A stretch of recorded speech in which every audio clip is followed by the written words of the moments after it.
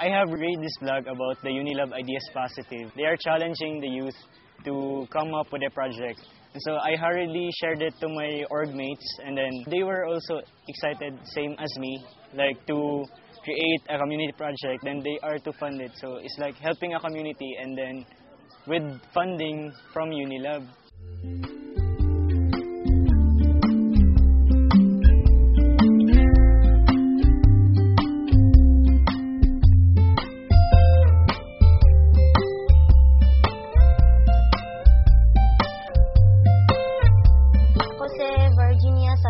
Nagpuyo sa Jensenville. Portidyong paita kung may tubig kay ngano layo kay ang puso niya. Usahay wa jud mi tubig na ri.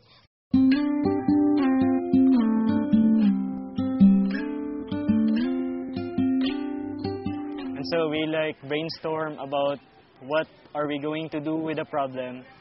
One of the solutions that we were able to come up with is the bicycle pump.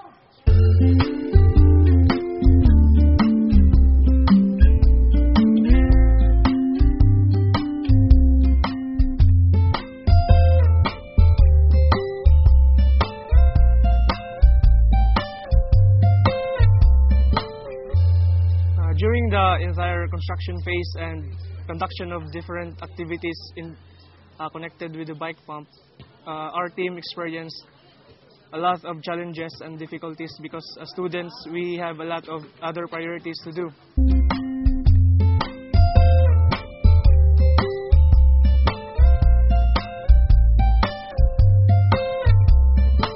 Kini nga project sa mga estudyante sa CIT dako yung katabang sa community kay Hebo big unsa jud kay importante ang tubig nga dili jud mabuhi ang tawo way tubig. Kay water is life sa community. Sa ilang project nga Bicycle for Water sa Team Transit nga i-sponsoran usab sa Unilab. Tell you one thing, we're better together.